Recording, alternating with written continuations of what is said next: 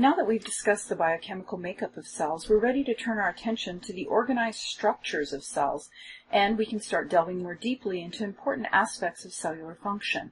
But before we do, it's useful to consider life on Earth from a broad perspective to understand the evolutionary context in which all cellular life developed and persists. The Earth itself is about 4.6 billion years old, and researchers use a variety of microfossil, geological, and radiometric dating techniques to reconstruct a likely timeline for the evolution of cellular life. And based on this sort of evidence, it's pretty clear that simple cells were present at least 3.8 billion years ago, and perhaps as early as 4.1 billion years ago. These cells would have had very simple cellular structures, what we would classify as prokaryotic cells, lacking internal compartments such as the nucleus. Now obviously the Earth was a very different place at that time. It was hot, inhospitable, with an atmosphere made up of various volcanic outgases like hydrogen sulfide, carbon dioxide, ammonia, methane, etc. And the earliest cellular life would have evolved under these conditions. They would have been obligate anaerobes, living in the absence of oxygen, and would have derived their energy to synthesize biomolecules from oxidizing inorganic substances, things like iron, elemental sulfur, ammonia. It's thought that around 3.5 billion years ago, the innovation of capturing and using sunlight energy arose. Initially, this earliest photosynthesis utilized electron donors such as hydrogen sulfide rather than water, and so did not produce molecular oxygen, so it's referred to as anoxygenic photosynthesis. But around 3 billion years ago, there was a shift to oxygenic photosynthesis carried out by the cyanobacteria. This ultimately led to an increase in the concentration of molecular oxygen in the atmosphere, and this was important for a number of reasons, but I'll just mention two. First, oxygen was toxic to the vast majority of anaerobic life that existed at that time, and so it led to a global mass extinction event, as well as the selection of new aerobic species capable of surviving those conditions. But it also led to the presence of ozone in the atmosphere, which blocks ultraviolet radiation and reduced UV levels at the surface to levels that would eventually allow organisms to emerge out of the oceans and ultimately led to the evolution of land plants and animals. By about 2.8 billion years ago, the evidence suggests that some organisms had emerged that could not only survive in the presence of oxygen, but could actually use its oxidizing power to obtain energy. And these were the aerobic prokaryotes. It's not until around 1.8 billion years ago that complex cells emerged, referred to as eukaryotic cells, much larger than the prokaryotes with extensive internal compartmentalization and specialization. And multicellular life really only began to emerge around 800 million years ago. So for the vast majority of Earth's history, billions of years of it, life on Earth was exclusively made up of single-celled prokaryotic microbes, and the number of these prokaryotic species still around today vastly outnumbers the number of eukaryotic species. On the left is a phylogenetic tree that was created through the analysis and comparison of completed genome sequences from thousands of prokaryotic and eukaryotic species. It illustrates the evolutionary lineages which have produced all life on Earth, beginning with a last universal common ancestor, Luca, thought to have existed around 3.5 billion years ago here at the center, and it illustrates the classification of cellular life into three domains, two of which, the archaea and bacteria, are prokaryotic cells, and the third being eukarya, highlighted in pink, which encompasses animals, plants, algae, fungi, and protists. Here on the left, highlighted in green, are the prokaryotic archaea, and in purple, the prokaryotic bacteria, which vastly outnumbers the other two. The three-domain classification scheme is relatively recent. Before the 1990s, life was classified into two empires, prokarya and eukarya, under which came the five kingdoms: bacteria, fungi, protists, plants, and animals. And archaea were thought to be just weird bacteria, extremophiles, that lived and thrived in harsh environments with extreme temperatures or acidic pH or high salinity, which is where they were first identified. And after all, if you compare their physical forms, they seem to be structurally similar simple prokaryotes. But analysis at the molecular level revealed that the archaea are distinct. They share some characteristics in common with both the bacteria and the eukaryotes, but they also have some unique characteristics that are found in neither. Here we're looking at a comparison of the structure of 16S ribosomal RNA, which is an important component of the ribosome. Looking at these secondary structures, you can definitely pick out similarities, but also distinctions. And detailed analysis of these nucleic acid sequences revealed that the archaea were genetically distinct organisms from the bacteria. Other bits of molecular evidence included the fact that the molecular machinery they use to copy DNA to RNA is more similar to that found in eukaryotic cells.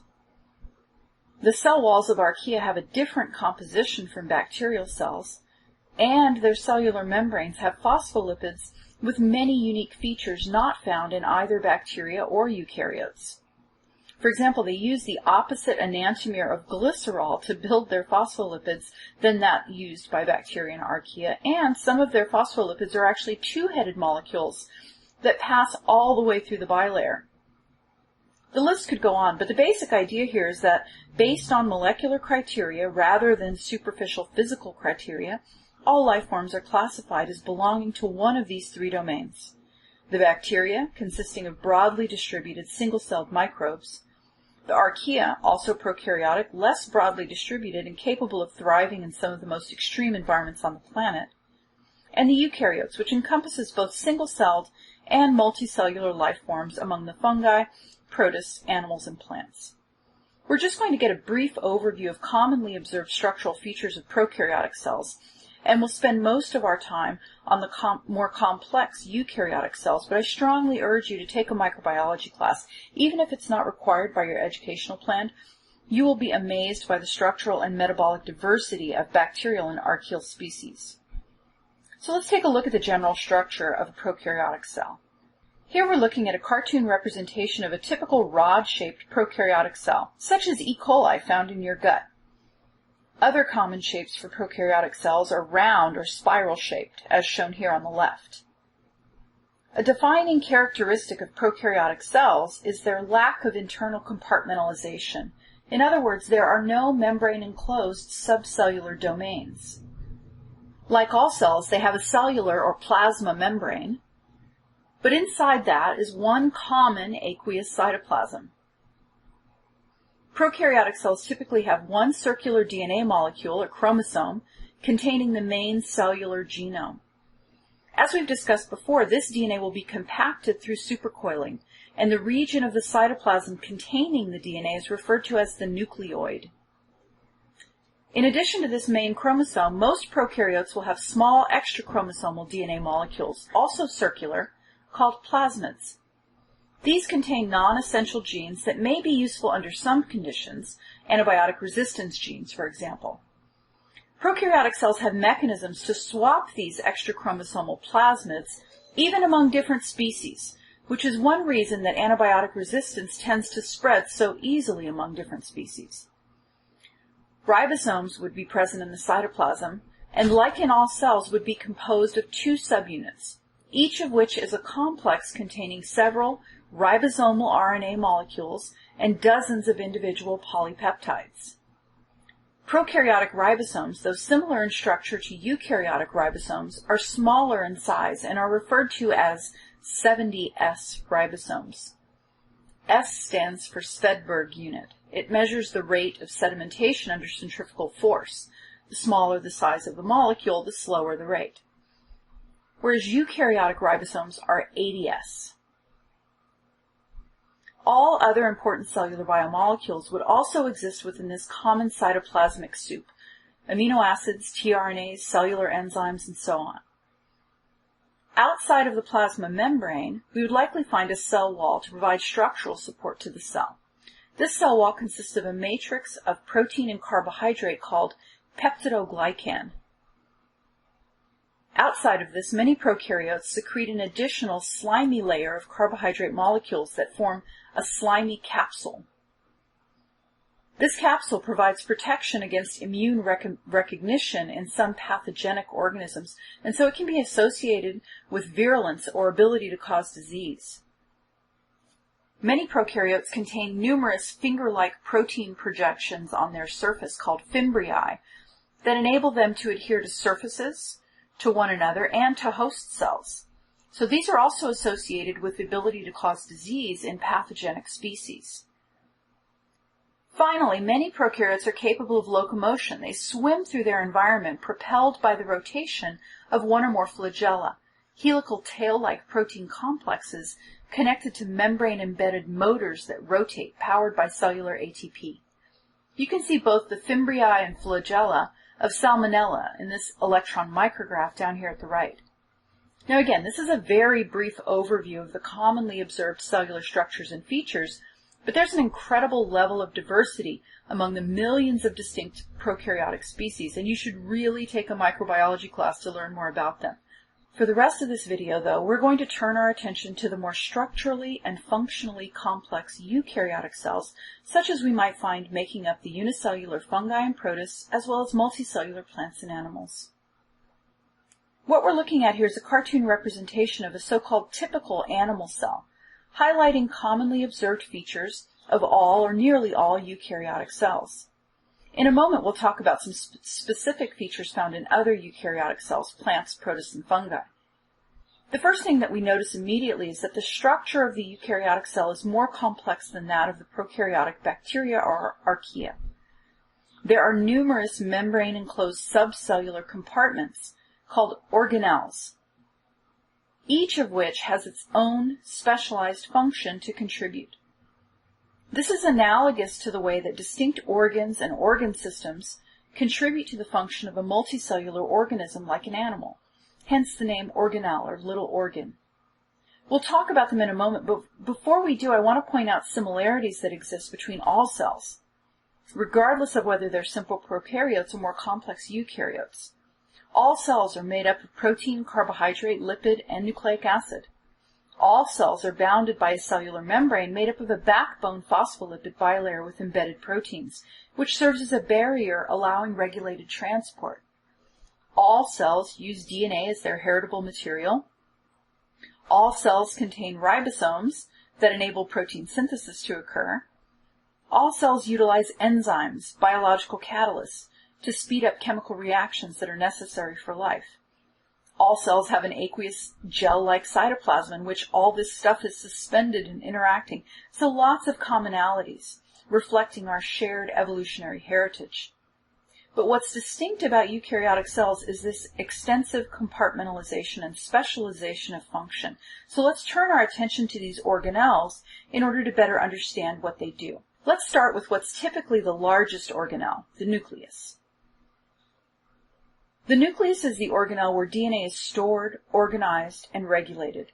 It's bounded by a double membrane, by which I mean two separate phospholipid bilayers, not just one.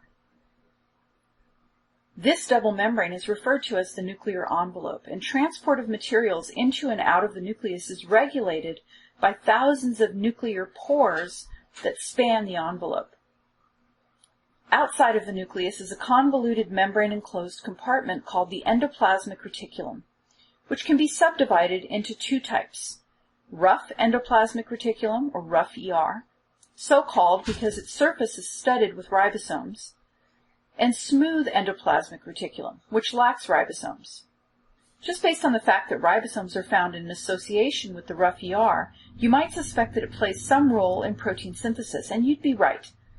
Specifically, proteins that are membrane embedded, or destined for specific cellular organelles, or destined to be secreted from the cell, are synthesized at the rough ER, whereas general cytoplasmic proteins would be synthesized by free ribosomes in the cytoplasm.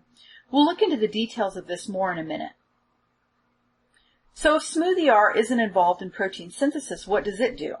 Smooth ER contains enzymes that synthesize lipids, things like membrane phospholipids and cholesterol, and the steroid hormones derived from cholesterol. In some cell types, smooth ER takes on additional specialized functions as well. It stores calcium, which can be released in regulated fashion under stimulation. We already saw an example of how this is involved in muscle cell contraction. And in liver cells, detoxification enzymes are held in smooth ER. and this organelle is therefore critically important for the ability of the liver to break down or chemically modify potentially harmful substances in the body. The Golgi complex, or Golgi apparatus, consists of a set of flattened membrane-enclosed compartments called cisternae. And the Golgi contains enzymes that catalyze carbohydrate synthesis and carbohydrate modification of proteins and lipids, which we learned earlier in the course is called glycosylation. The nuclear envelope, the endoplasmic reticulum, the Golgi complex, and the plasma membrane are all considered to be part of an interconnected system called the endomembrane system.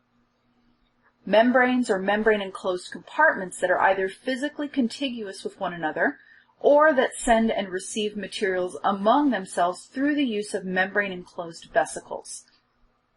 What do I mean by physically contiguous? Well, if we look at the outer membrane of the nuclear envelope and the endoplasmic reticulum, this is all one continuous connected membrane compartment with specialized functional regions. It's not really separate compartments.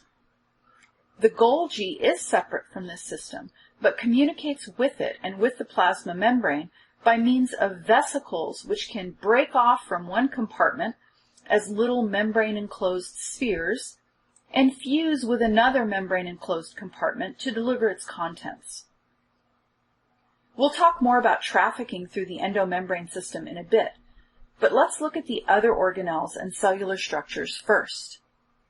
Mitochondria are commonly depicted as little kidney bean-shaped structures, though as we'll see in class, that's not really accurate. They also are bounded by a double membrane consisting of two phospholipid bilayers. Mitochondria are the sites of the vast majority of ATP synthesis in eukaryotic cells, so they are commonly referred to as the powerhouses of the cell. We'll investigate this metabolic function in a lot more detail in a couple of weeks when we talk about cellular respiration. The centrosome is an organizing center that is involved with controlling changes in the structure of the cytoskeleton, particularly the microtubule network. It consists of two bundles of microtubules called centrioles. Its function is a bit of a mystery. Plant cells lack centrosomes, but still are capable of organizing and reorganizing their microtubule networks. We'll talk more about the types of proteins that make up the cytoskeleton in a moment. Endosomes are similar to vesicles in that they are membrane-enclosed compartments that transport and sort materials to specific cellular locations, from the Golgi complex or the plasma membrane to the lysosome, for example. The lysosome is an organelle that contains hydrolytic enzymes that degrade macromolecules via hydrolysis reactions. It enables recycling of worn-out organelles and is also responsible for digesting or breaking down ingested material that the cell has taken in from its environment. So it's sort of like the stomach of the cell. And like the stomach, the lysosome has an acidic pH that aids in denaturing and degrading macromolecules. All of these organelles just discussed, the nucleus, endoplasmic reticulum, Golgi complex, mitochondria, would be found in all or nearly all eukaryotic cells, but some organisms commonly have additional cell structures and organelles that animal cells lack. For example, cell walls. As we've discussed previously, both plants and fungi will have cell walls for structural support, in addition to and outside of the cellular membrane. In plants, it's primarily composed of cellulose. In fungi, it's chitin. In photosynthetic organisms like land plants and algae, chloroplasts will be found. These are the organelles in which sunlight energy is captured and used to synthesize organic compounds like sugars, producing oxygen as a waste product. And in plant cells and protozoa, very commonly a large membrane-enclosed watery compartment called the central vacuole will be found. This compartment has various specialized roles depending on cell type. It's used for everything from controlling water balance in the cell, storing waste products away from the cytoplasm, housing hydrolase enzymes, and so on. But as you can see, most of the cellular structures and organelles are actually in common among all eukaryotes. Now that we have a general overview of what a eukaryotic cell looks like and what its major organelles are, I want to spend some time talking about some of them in a bit more detail, starting with the nucleus. The function of the nucleus is commonly presented as storing and protecting the DNA from potentially damaging or harmful substances or processes occurring in the cytoplasm. And it does that, but it also does so much more.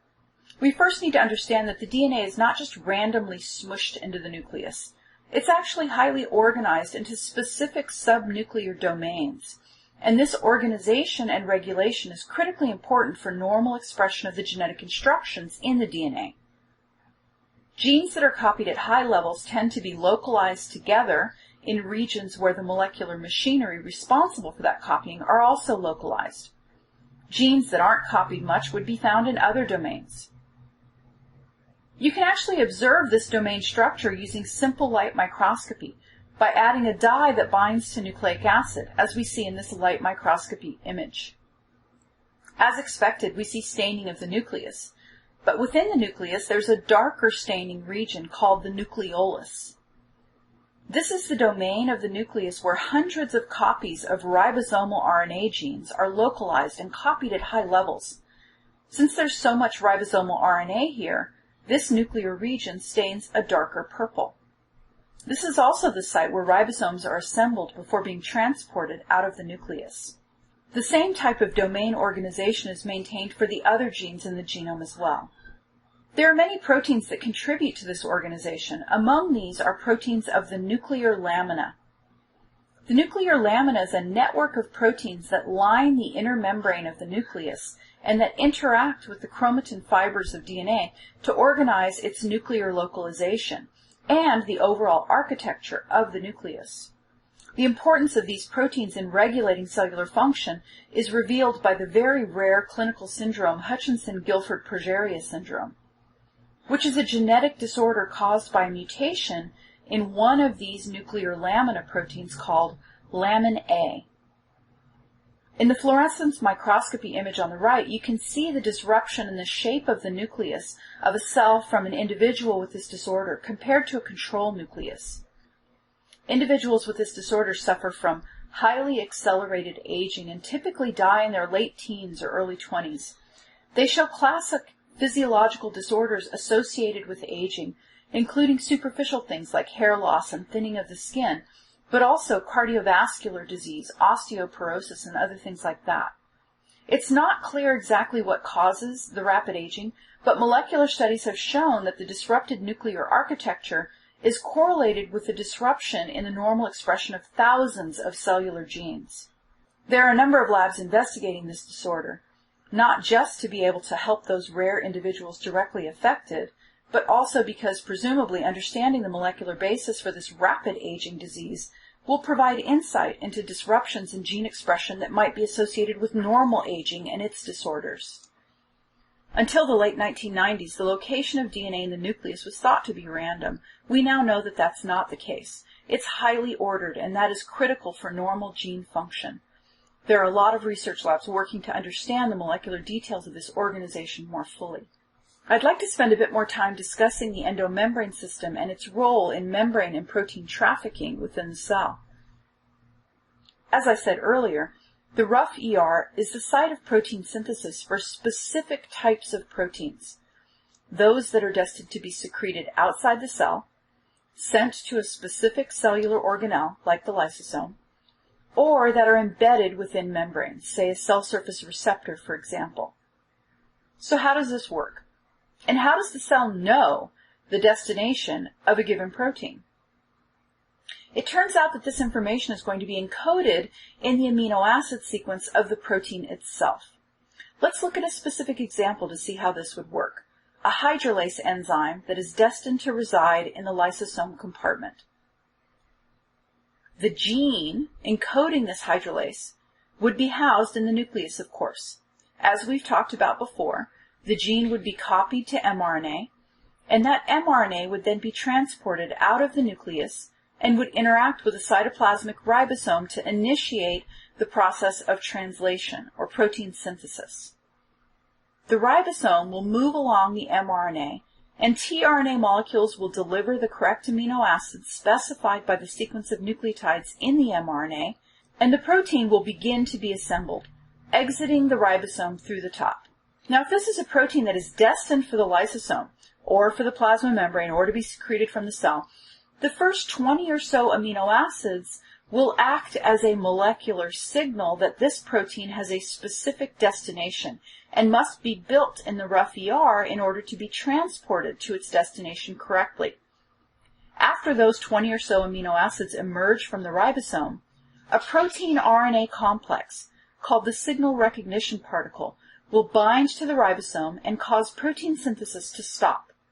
The whole ribosome, mRNA, and protein complex will translocate to the rough ER membrane, where the ribosome will dock onto a pore in the membrane and then reinitiate translation in such a way that the newly synthesized protein will now be inserted within the interior of the rough ER. Once protein synthesis is complete, the ribosome releases and returns to the cytoplasm to bind a new mRNA. The finished protein will then be transported from the rough ER to the Golgi complex for further carbohydrate modification. To accomplish this, a vesicle pinches off from the rough ER membrane, carrying the protein within it. This vesicle then translocates to and fuses with the Golgi compartment closest to the ER, called the cis-Golgi. When the vesicle fuses with the Golgi membrane, the contents of the vesicle are now delivered to the interior of the Golgi cistern.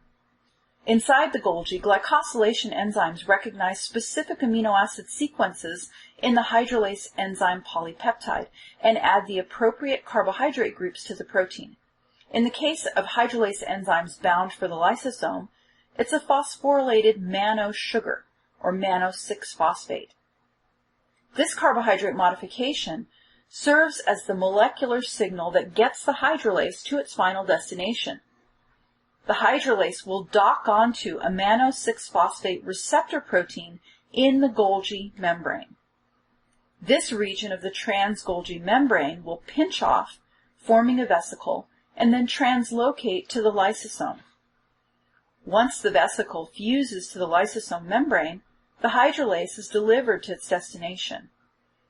The mannose 6-phosphate glycosylation serves as a molecular zip code that tags the protein so that it can be sorted to its correct destination. But it's important to realize that it was the amino acid sequence of the hydrolase enzyme itself that directed the mannose 6-phosphate modification. The same essential steps would be followed by a protein that was destined to be secreted from the cell, say a collagen protein destined for the extracellular matrix outside the cell. It would also be synthesized in rough ER and transported to the Golgi via vesicle, but it would have a different modification added that would direct it to the cell surface instead of the lysosome. So vesicles ship cargo between components of the endomembrane system, but they are also the means by which membrane lipids are transported from their site of synthesis in the smooth ER to other membranes of the cell. But how do the vesicles move about in the cell? Do they just diffuse randomly in the cytoplasm until they happen to hit the right membrane and dock on? Well, no. They are transported to their destinations by motor proteins.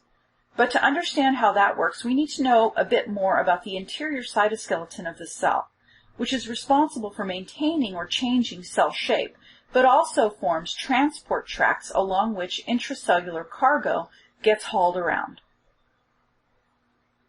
The cytoskeleton is made up of 3 types of protein fibers: the microtubules, the microfilaments, and the intermediate filaments, each of which is shown separately in the fluorescence microscopy images at the top. The microtubules are dyed yellow on the left, the microfilaments in green in the middle, and the intermediate filaments also in green in the image at right. In each case, the nucleus is stained blue, and in the 2 images at right, the mitochondria have been stained red as well. In these images, the cytoskeletal fibers have been stained individually, but recognize that a cell will contain all 3 types of cytoskeletal fibers, forming an extensive overlapping network of structural support within the cell.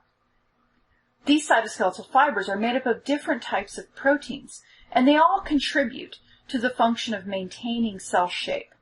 But in addition, they're also associated with distinct functions as well.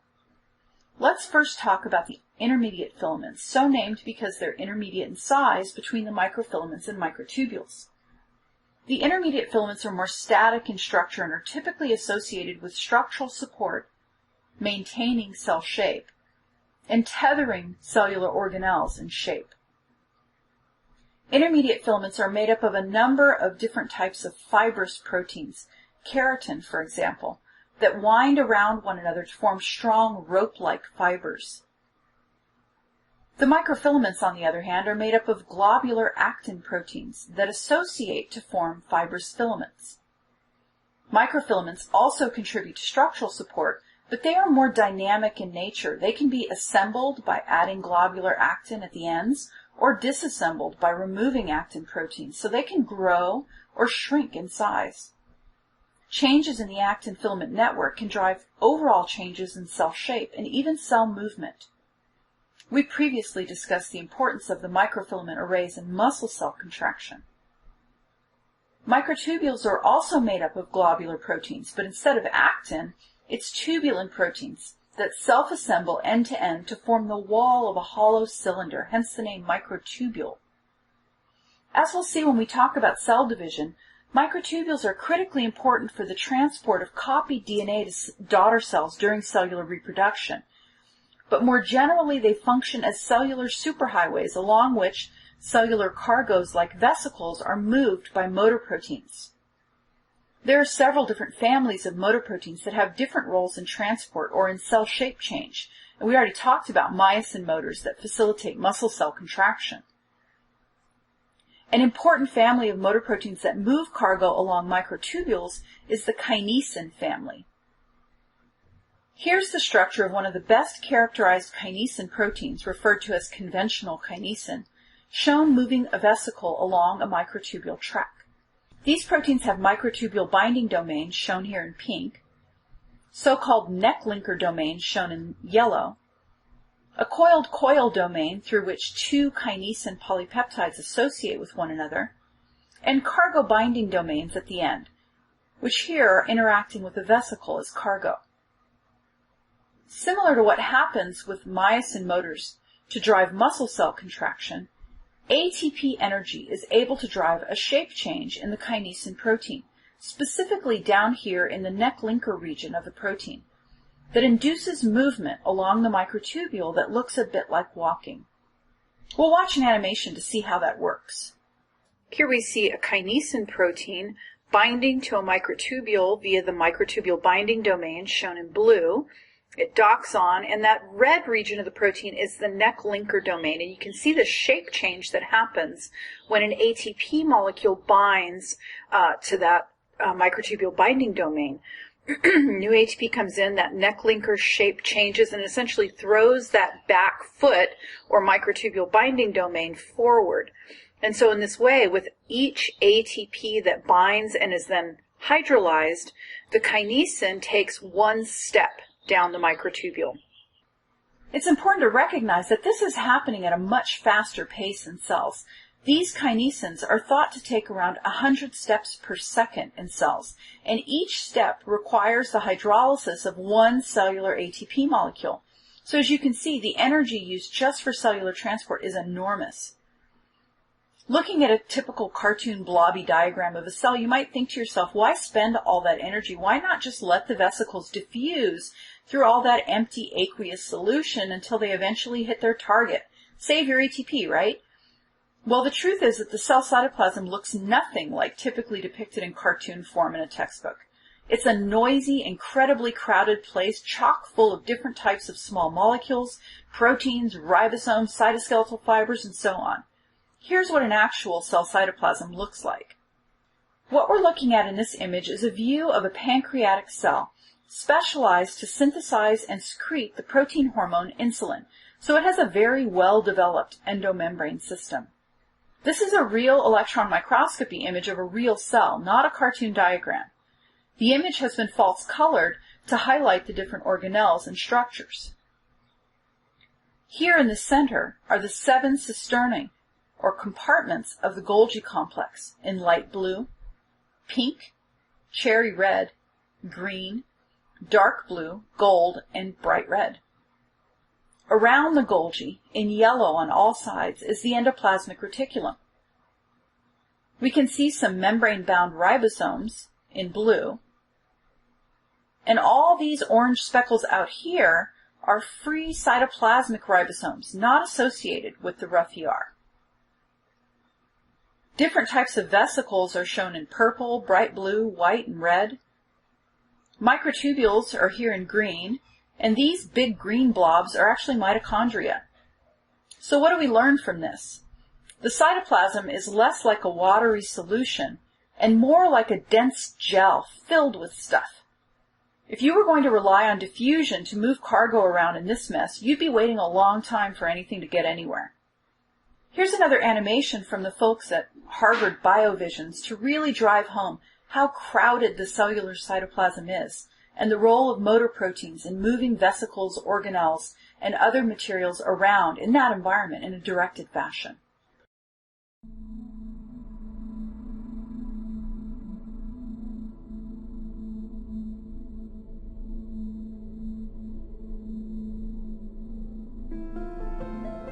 In cells, like these neurons, proteins are constantly synthesized, and any misfolding could lead to protein aggregation. The persistence of non-functional protein aggregates in neurons has been associated with many diseases. Proteins are molecular workhorses of the cell. They have many roles, including the assembly of intracellular structural support and molecular motors, or the catalysis of biochemical reactions. The functions of proteins depend on their specific three-dimensional folding and stability in the cellular environment. Proteins occupy up to 40% of the cytoplasmic volume, creating a molecular crowding that increases the risk of protein aggregation between hydrophobic patches in unfolded regions of proteins. Targeted degradation by proteasomes normally limits the consequences of protein aggregation. Not all proteins diffuse freely. Vesicles transport to their final destination secreted proteins, membrane proteins, and proteins targeted to intracellular organelles. For example, vesicles destined to late endosomes are formed at the surface of Golgi stacks. With the help of clathrin molecules that assemble into a coat, promoting the curvature of the Golgi membrane. Shortly after their release, the vesicles shed their clathrin coat and adaptor proteins. Synaptic vesicles undertake a long journey along axons. To overcome limited diffusion caused by molecular crowding, motor proteins transport vesicles on long fibrous proteins called microtubules. Few kinesin motors move each synaptic vesicle toward the plus end of microtubules. Free kinesin adopts an inactive folded conformation. Upon binding with the vesicle, the kinesin stalk region unfolds, and the two kinesin heads are free to interact with the microtubule. The ATP-dependent switch between microtubule-bound and free states leads to the alternating swing of the heads that characterizes the hand-over-hand walk of kinesin. Conformational changes and electrostatic steering promote unidirectional movements of vesicles. At any given time, one kinesin head is attached to a microtubule, thus favoring long-range uninterrupted vesicle transport.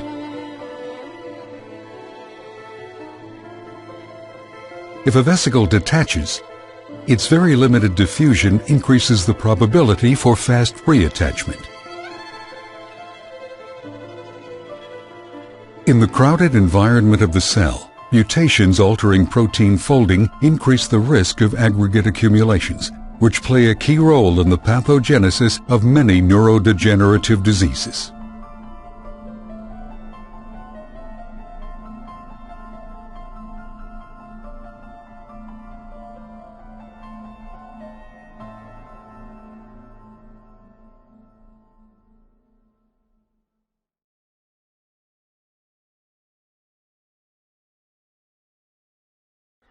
The last thing I want to talk a bit about is the evolution of eukaryotic cells, and to think about how complex cells with all of this compartmentalization and specialization arose. Well, if we think about it, it's not too hard to see how infoldings or invaginations of the plasma membrane could form small subcellular compartments. And if we think in evolutionary terms, we can definitely see that there might be an advantage to having the cell's DNA housed within a membranous compartment, protected from the rest of the cytoplasm, allowing new forms of regulation and control to become possible. And bacteria do exist, for example, the aquatic Planktomycetes, that contain a primitive nuclear-like membrane surrounding their supercoiled DNA, with structures that even resemble something like primitive nuclear pores. And we could hypothesize similar advantages for the specialization of other compartments in the endomembrane system as well, corralling potentially destructive hydrolase reactions within the lysosome away from the rest of the cytoplasm, for example. But the mitochondria and chloroplasts are special organelles with their own unique evolutionary history, and we should spend some time discussing that history. Beginning in the late 19th century, scientists began to hypothesize that these two organelles might have arisen from endosymbiotic events, and evidence in support of this hypothesis really started to accumulate in the 1960s, beginning with the work of evolutionary biologist Lynn Margulis. The term symbiosis refers to a mutually beneficial relationship that exists between two separate organisms. Endosymbiosis describes a relationship in which one cell or organism has engulfed another. In other words, maybe a cell has eaten another cell, but instead of breaking that cell down to obtain energy or organic building blocks, the engulfed cell is maintained within the larger host cell, and both cells then derive some mutual benefit from that arrangement. Incidentally, this is not at all rare. This happens a lot. In the case of chloroplasts and mitochondria, the thinking goes that mitochondria are extremely similar to aerobic bacteria, like the alpha proteobacteria, both in their structure and in their metabolism, and the ability to use the oxidizing power of oxygen to synthesize ATP. Chloroplasts likewise are extremely similar to cyanobacteria in their structure and in their ability to carry out oxygenic photosynthesis. So the idea is that in the first endosymbiotic event, a large prokaryotic or quasi-eukaryotic cell with some membranous enfoldings engulfed a proteobacteria, which became an endosymbiont, the larger cell deriving the benefit of energetic ATP molecules that might leak out of the aerobic proteobacterium, and the proteobacterium enjoying the sheltered protection of the larger cell, as well as a steady supply of organic compound nutrients it supplied. This would be the early eukaryotic progenitor of animal, fungal, and protozoan cells. A second endosymbiotic event involving the acquisition of photosynthetic cyanobacteria in similar fashion would have been the ancient ancestor to the plants and algae. Over thousands and thousands of generations, these engulfed cells would have become obligate endosymbionts, relying so much on the host cell that they could no longer survive outside it, and eventually became subcellular organelles, with many essential functions now being derived from the host cell nucleus's genetic instructions. Okay, so that's a nice story, but what evidence is there to support it? Well, it turns out that there's now a lot of molecular evidence to show that this is exactly how these organelles came to exist. We'll just discuss a few key points. First, and maybe most trivially, in both size and structure, both organelles are really similar to the proteobacteria and cyanobacteria they are descended from. They both have a highly convoluted membrane structure that reflects the fact that the critical energy transformation reactions are carried out by membrane-embedded proteins, and the highly folded membrane maximizes surface area and therefore energy transformation processes that occur. These organelles also have their own small genomes, which, like prokaryotic chromosomes, are circular and supercoiled. Like the nucleus, they also have a double membrane structure, but unlike the nucleus, if you examine the specific types of membrane phospholipids that the intermitochondrial and chloroplast membranes contain, what you find are lipids that are commonly found in bacteria, but not eukaryotic cell membranes. These two organelles are capable of dividing and producing more mitochondria and chloroplasts, even if the cell as a whole is not dividing. And the way that they divide, through binary fission, is the same way that prokaryotic but not eukaryotic cells divide. These organelles also have their own ribosomes, and by now you should be getting the theme. What do you predict those ribosomes resemble? the larger 80S eukaryotic ribosomes like we'd see in the cytoplasm, or smaller 70S ribosomes like those in bacteria. Yep, you've got it. Mitochondrial and chloroplast ribosomes are the smaller prokaryotic 70S type. Some organisms even have chloroplasts that still retain remnants of the peptidoglycan cell wall. The list could go on. The take-home message here is that there is a lot of molecular evidence to support the endosymbiotic theory of the origin of mitochondria and chloroplasts as cellular organelles, and nearly all scientists accept it as established fact. In this video, we began with an overview of the evolutionary history of cellular life in the domains bacteria, archaea, and eukarya. We then got a brief introduction to some of the commonly observed cellular structures and features of prokaryotic and eukaryotic cells. We discussed the importance of the endomembrane system in trafficking protein and membrane materials throughout the eukaryotic cell, and saw the critical role that motor proteins have in that process. And we end back where we started, thinking about cells from an evolutionary perspective and the endosymbiotic origin of mitochondria and chloroplasts. In the next video, we turn our attention to cellular membranes to investigate their structure and function in more depth.